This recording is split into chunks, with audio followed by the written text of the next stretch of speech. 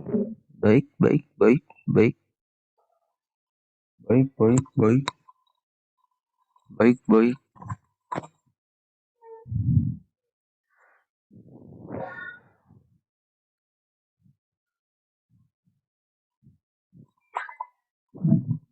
Bismillahirrahmanirrahim. Assalamualaikum warahmatullahi wabarakatuh. Perkenalkan, nama saya Ibrahim Rozak Hidayat dari kelas Biologi A, angkatan 2020. Di sini saya akan mempresentasikan uh, mata kuliah Sejarah Peradaban Islam yang berjudul Dakwah Rasulullah di Mekah dan Pembentukan Sistem Sosial di Mekah. Nah, ketika usia Nabi Muhammad SAW hampir mencapai usia 40 tahun, beliau sering berkhalwat atau menyendiri di suatu tempat yang jauh dari keramaian yang dilakukannya di Gua Hiro. Nah, selama bulan Ramadan, beliau terus berkhalwat di Gua Hiro. Hingga pada suatu saat, tepatnya pada tanggal 17 Ramadan tahun 610 Masehi, datanglah malaikat Jibril kepada Rasulullah di dalam Gua Hiro. Tiba-tiba malaikat Jibril mendekat erat tubuh Rasulullah dan berkata, "Bacalah." Nabi Shallallahu Alaihi Wasallam menjawab, "Aku tidak bisa membaca." Lalu malaikat Jibril memegang Nabi dan memeluknya dengan sangat erat sehingga beliau merasa sesak. Lalu Jibril berkata lagi, "Bacalah." Nabi menjawab lagi, "Aku tidak bisa membaca." Nah, hal tersebut terjadi hingga 3 kali. Hingga kemudian malaikat Jibril membacakan surah Al-Alaq ayat 1-5 yang berbunyi, A'udzu billahi minasyaitonir rajim. Bismillahirrahmanirrahim. Iqra bismi rabbikal ladzi khalaq. Khalaqal insana min 'alaq. Iqra wa rabbukal akram. Alladzi 'allama bil qalam. 'Allamal insana ma lam ya'lam. 'Allamal insana ma lam 'Allamal insana ma lam ya'lam. Artinya, bacalah dengan menyebut nama Tuhanmu yang menciptakan. Dia telah menciptakan manusia dari segumpal darah. Bacalah dan Tuhanmu lah yang maha pemurah, yang mengajar manusia dengan perantaraan kalam. Dia mengajar kepada manusia apa yang tidak diketahuinya. Quran Surat Al-Alaq ayat 1-5. Dakwah Rasulullah sendiri, dakwah Rasulullah di Mekah terjadi dakwah Rasulullah di Mekah dibagi menjadi 2 tahap, yaitu dakwah secara sembunyi-sembunyi dan dakwah secara terang-terangan.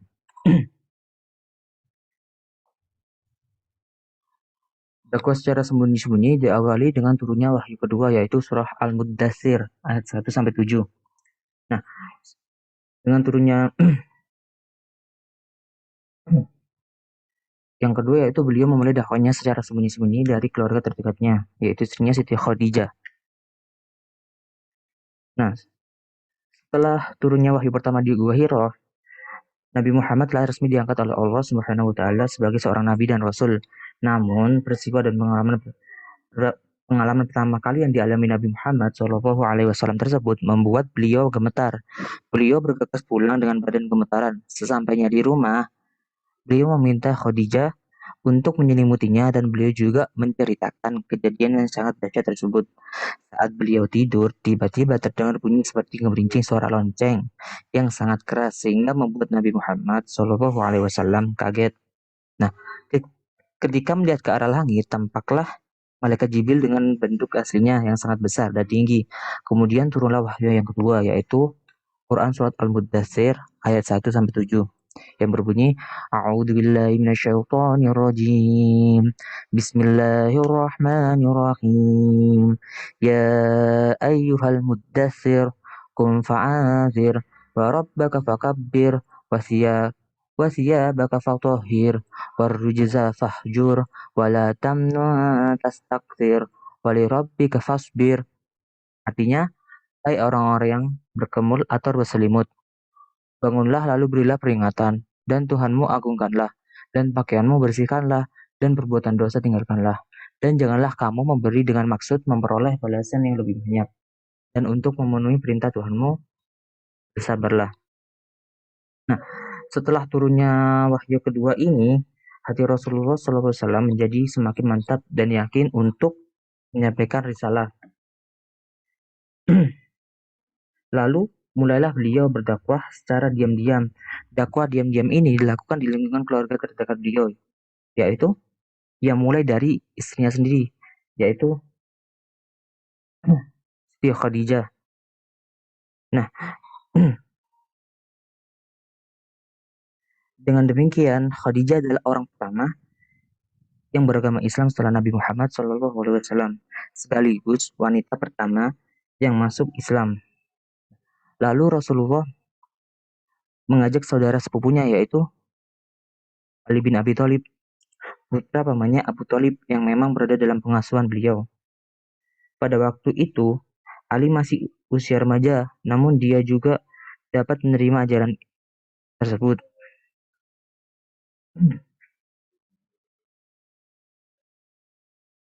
Nah, kemudian Rasulullah juga mengajak kawan karibnya semenjak kecil, kawan bermain dan menggembala kambing yaitu Abu Bakar As-Siddiq. Ya, Abu Bakar radhiyallahu anhu. Beliau juga menyuruh kepada bekas Abu Bakar juga menyuruh kepada bekas budaknya yang telah menjadi anak angkat beliau yaitu Zaid bin Harithah. Maksudnya si maksudnya Rasulullah bukan Abu Bakar yang menyuruh kepada bekas budaknya yang telah menjadi anak angkat beliau yaitu Zaid bin Harithah. Nah, Nabi Muhammad SAW mengajarkan agama Islam secara sembunyi-sembunyi di rumah Arkom bin Abil Arkom yang juga telah memeluk Islam. Diceritakan pada masa itu, untuk menghindari mata-mata kaum Quraisy, apabila hendak melaksanakan ibadah kaum muslimin, kaum muslimin harus mencari tempat bersembunyi yang aman, misalnya di lembah-lembah sunyi atau celah-celah bukit berbatu. Nah, yang kedua yaitu munculnya As-Sabiqun al-Awwalun. As-Sabiqun al-Awwalun ini sendiri terdiri dari Utsman bin Affan, Zubair bin Awam, Abdurrahman bin Auf, Sa'ad bin Abi Waqqas, Talha bin Ubaidillah, Abu Ubaidah bin Jarrah, Zaid bin Harithah, dan Bilal bin Rabah. Sabiqun al-Awwalun ini yaitu orang-orang yang pertama kali masuk Islam atau memeluk Islam. Nah, kebanyakan dari para as-sabiqun al-awwalun ini masuk Islam berkat jasa Abu Bakar.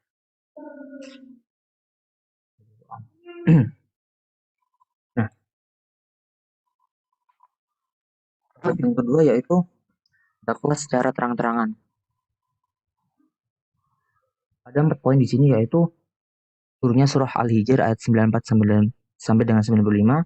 Yang kedua, turunnya surat Al-Lahab ayat 1 sampai 5. Yang ketiga, bentuk penolakan masyarakat Quraisy terhadap dakwah Rasulullah. Faktor yang menyebabkan dakwah Rasulullah mendapat penolakan dari kaum Quraisy.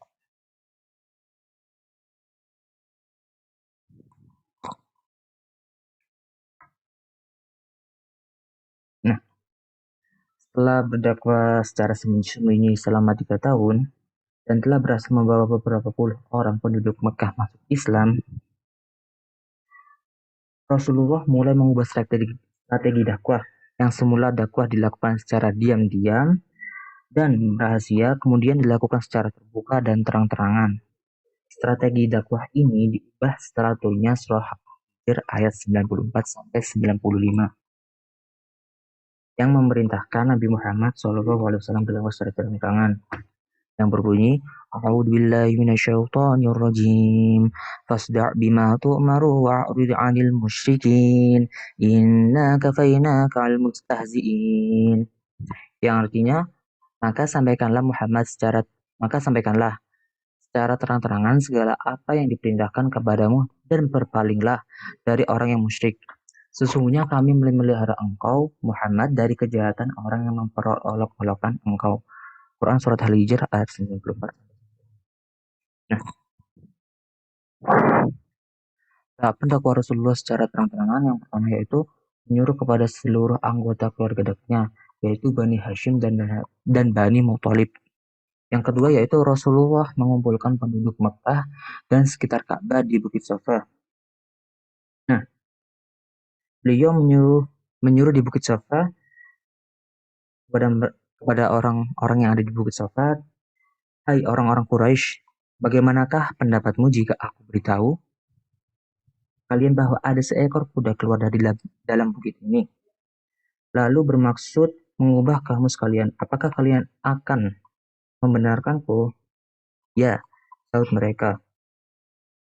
"Kami tak pernah meragukan kejujuranmu. Kami belum pernah mendengar engkau berdusta."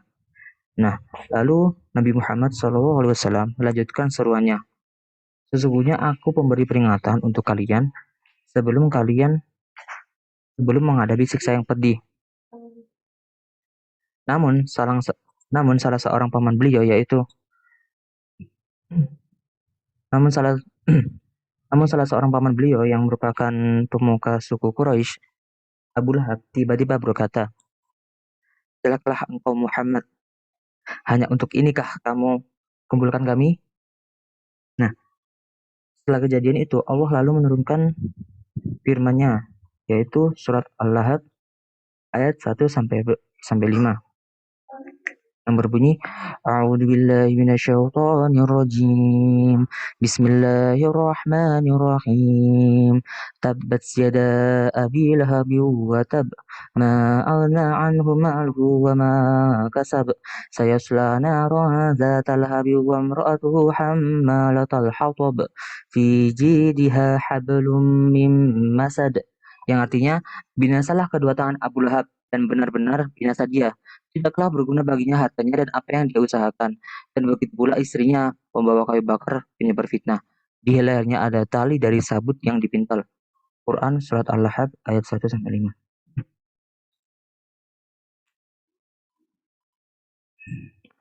Nah, yang selanjutnya yaitu bentuk penolakan masyarakat Quraisy terhadap dakwah Rasulullah. Bentuk penolakan ini yang pertama adalah dengan cara lunak.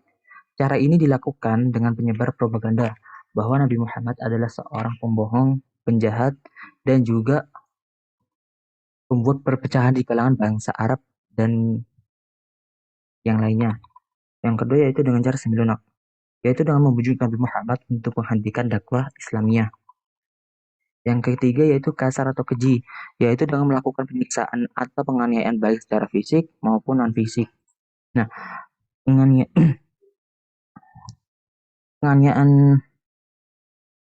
secara fisik yaitu beliau juga pernah dilempari kotoran unta, diludahi, rumahnya dilempari sampah dan kotoran, dan di depan pintu rumahnya diletakkan durian tajam. Seperti itu. Dan pernah sahabat beliau yaitu Bilal bin Rabah yaitu seorang bekas sahabat saya yang masuk Islam, pernah dijemur di bawah panas terik matahari sambil ditindih batu besar. Ayah dan ibu Ammar bin Yasir dibunuh dan ditusuk jantungnya oleh Abu Jahal, serta Zanirah dicungkil matanya sampai buta. Yang selanjutnya yaitu faktor yang menyebabkan dakwah Rasulullah mendapat penolakan dari kaum Quraisy. Nah, yang pertama yaitu di bidang politik kekuasaan. Mereka tidak dapat membedakan antara kenabian dan kekuasaan. Mereka mengira bahwa tunduk kepada seruan Nabi Muhammad berarti tunduk kepada kepemimpinan Bani Abdul Muthalib. Yang kedua yaitu sosial. Nabi Muhammad menyuruhkan bersamaan hak antara bangsawan dan hamba sahaya.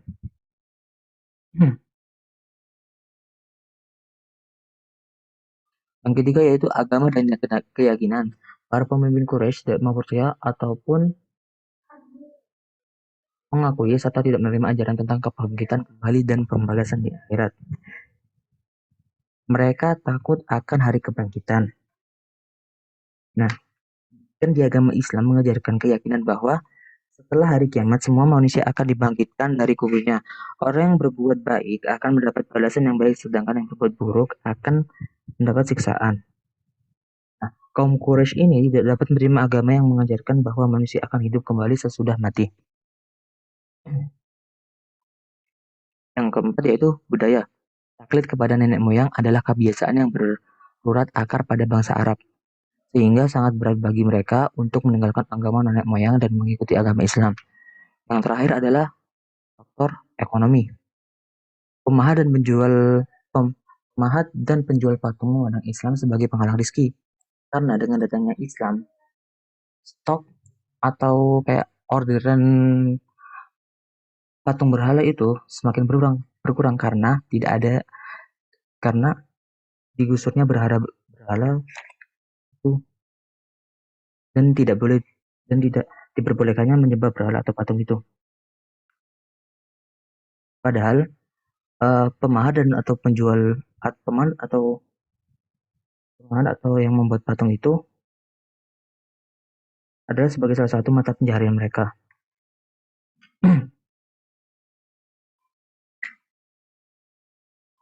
Materi yang terakhir yaitu pembentukan sistem sosial di Mekah. Kala itu penduduk Mekah lemah pemikiran tetapi rangsangan nafsunya begitu besar. Memang tidak ada kaitan antara kematangan fisik dengan kematangan fisik juga tidak ada. Nah, ketidakpercayaan kepada Allah dan hari akhir, pemenuhan nafsu duniawi, gila hormat, haus akan kekuasaan, sikap pelin-pelan yang mengupayakan perdamaian atau perang demi memenuhi ambisi, merupakan tradisi turun-temurun yang mengarahkan kegiatan material dan moral dalam lingkup yang sempit.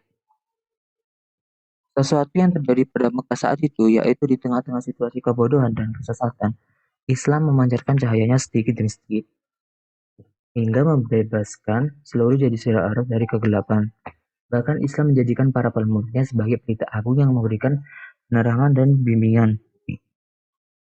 Ajaran-ajaran yang menyebabkan perubahan besar ini yang mengangkat penganutnya dari kehinaan menuju kemuliaan, bukan ditujukan untuk seluruh umat manusia apapun rasnya dan akan tetap ada selama manusia ada.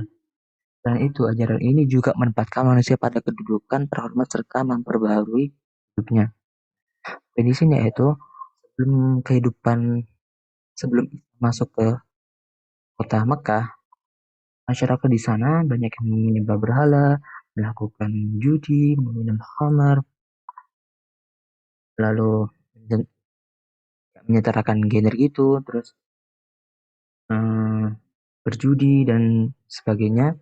Nah, setelah Islam datang, mereka itu dibentuk, mereka sifat-sifat negatif mereka itu dihilangkan sehingga menuju yang lebih baik itu yang tidak ada khamar ataupun menyembah berhala. Nah, sekian presentasi dari saya.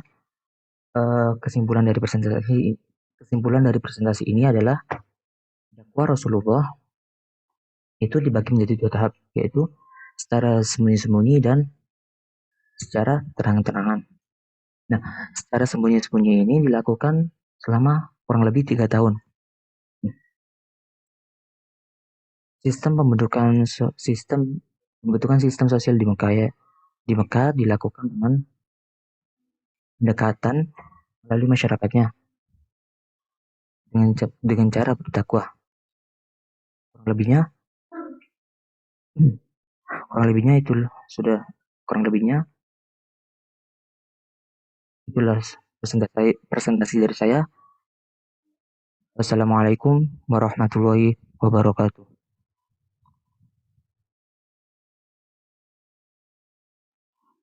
Kurang lebihnya.